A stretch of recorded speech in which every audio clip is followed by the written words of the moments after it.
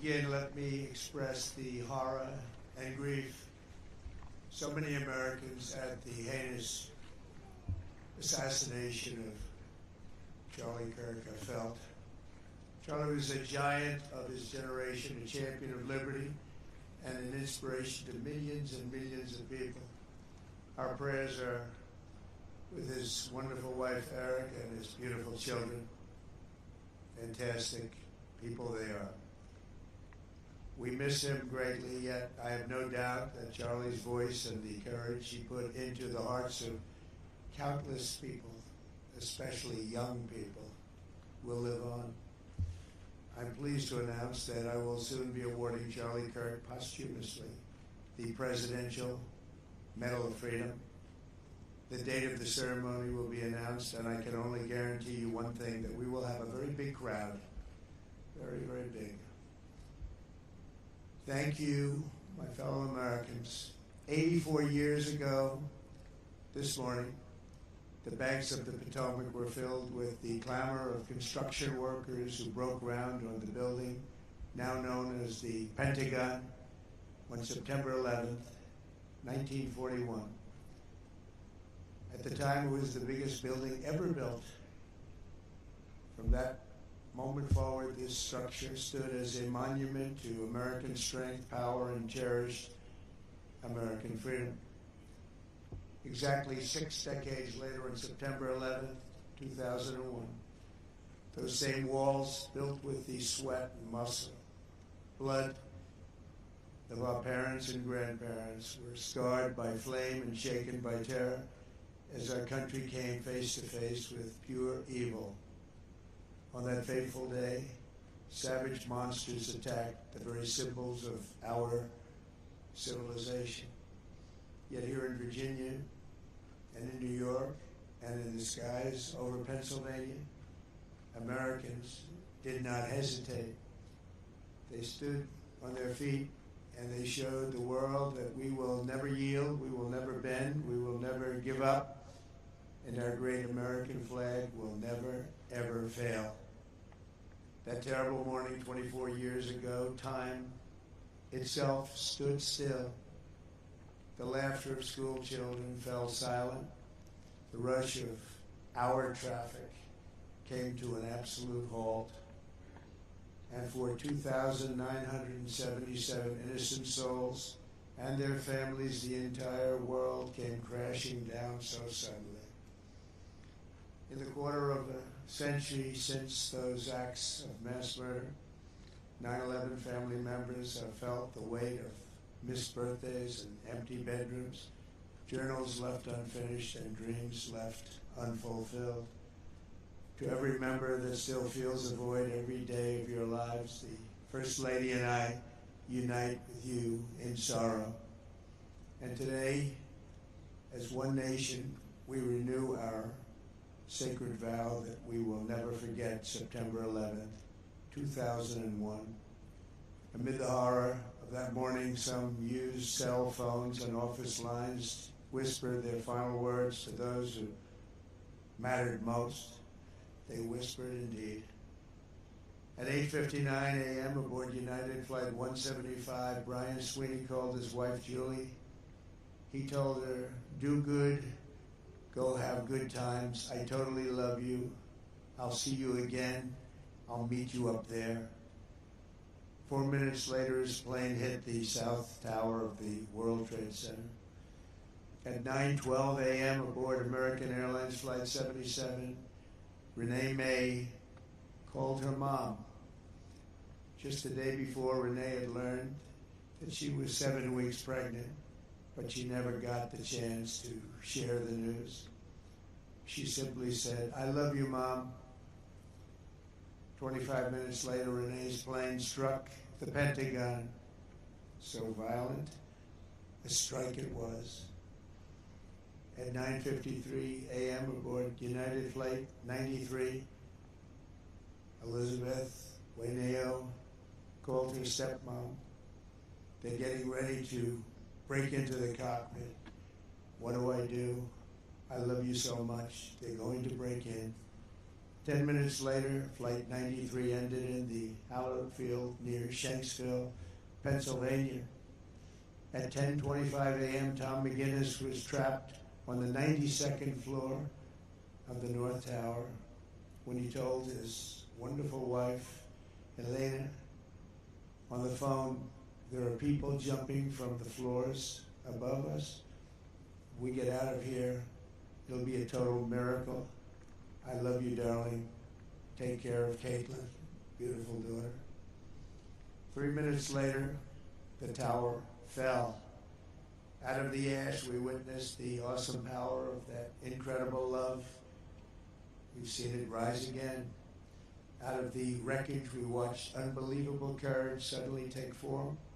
And out of the darkness, we saw the timeless truth of American character shine for the world to see. In America, we take blows, but we never buckle. We bleed, but we do not bow. And we defy the fear, endure the flames, and emerge from the crucible of every hardship stronger, prouder, and greater than ever before. Last year, we were a dead country. Now we have the hottest country anywhere in the world. In New York, there were heroes like Chuck Costello, 46-year-old elevator mechanic, and a member of the Knights of Columbus. He selflessly ran into the World Trade Center to free people trapped in the elevators.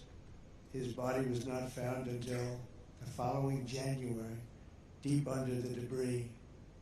While going through his belongings, Chuck's widow, Mary, a phenomenal woman, discovered a personal prayer written in his own words, "Help me to light the way for those in the dark, and when I enter the darkness, let me not panic, but patiently wait to remember the light."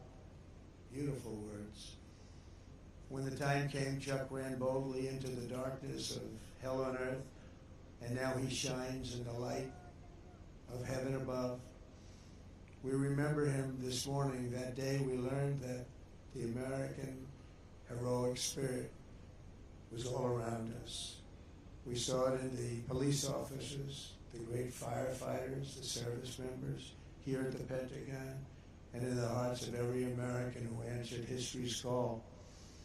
One such hero was Army Sergeant First Class Steve Workman, who was on the edge of the impact zone when this incredible Pentagon was hit.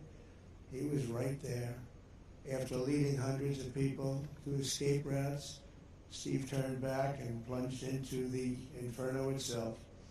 Pushing through the debris, he came upon a severely burned Navy lieutenant, the only survivor from the Navy Command Center. Only one. The wounded lieutenant looked into Steve's soul and said, "Don't let me die." Steve replied, "I won't. I've got you. Just hang on." He wheeled the lieutenant out of the wreckage on the back of a maintenance cart before getting in the ambulance and taking him to Walter Reed Hospital. That man Steve saved, Lieutenant Kevin Schaefer, went on to join the elite team of CIA operatives who located Osama bin Laden. Steve, you're an American hero. We appreciate it. We appreciate what you've gone through. Please stand. Please stand.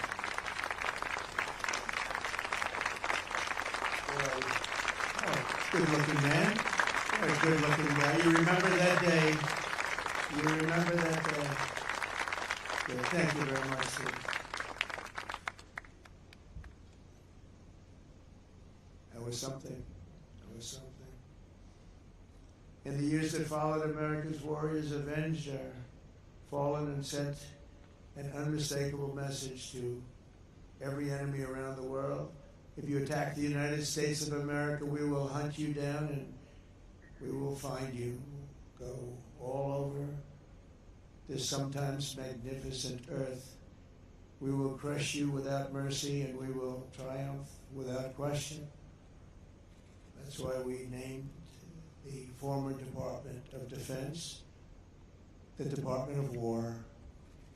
It will be different. We won the First World War. We won the Second World War. We won everything before that and in between. And then we decided to change the name. Well, now we have it back to where we all wanted. Everybody wanted it. Everybody is so happy to have it back. You will fail and America will win, win, win. The enemy will always fail. 24 years have passed since that Tuesday morning in September, and an entire generation of Americans have come of age in a totally different world. While they cannot remember the agony of that day, they are carrying on the legacy of those who lost. Around 8:30 a.m. on the morning of the attacks, Army Lieutenant Colonel Kip Taylor sent an email to his friends and family describing the joys of fatherhood and his excitement for the upcoming birth of his unborn son. He wrote, after you have kids, there are days that you just get going and you say, "Hi, honey, I'm home." What we do until that moment pales in comparison, but just that little statement, "Hi, honey," so American, so beautiful. But that's really the point of it all, isn't it? An hour after he sent that email, Flight 77 flew into Colonel Taylor's Pentagon office and claimed the life of a very proud father and true patriot.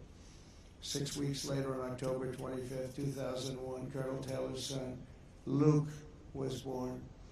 Luke then tragically lost his mom to cancer when he was just 2 years old, leaving him to be raised by his father's brother.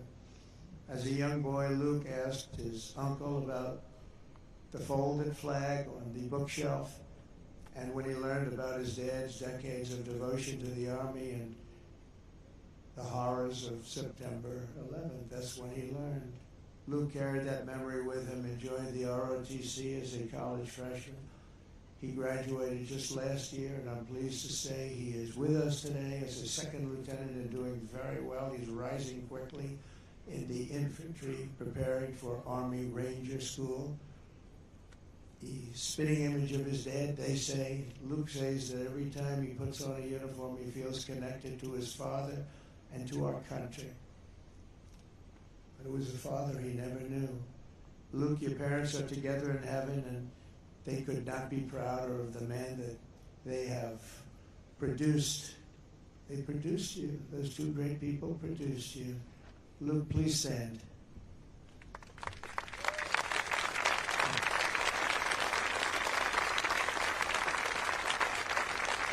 Thank you. You look good, Luke. You look good. They're looking down on you. They're very proud. This morning we recall the light of America's best and bravest and the love that they showed in their final moments. In their memory, we make a solemn pledge and a noble promise. We will honor always our great heroes. You are our heroes. There's a group of people that don't want to talk about our heroes, but we will always talk about our heroes. And that's the way our country is, and that's the way the people feel. We will defend the nation they served, the values they upheld, and the freedom for which they died. We will support our troops, we will protect our families, and we will preserve the American way of life for every future generation. We will build taller, grow stronger, fight harder, and soar higher. And together we will go forward as one people with one heart, one faith, one flag, and one glorious destiny under Almighty God. May God bless the memories of those who died and the heroes who fought and the soldiers who still stand watch. May God bless the United States of America. Thank you very much. Thank you. Thank you.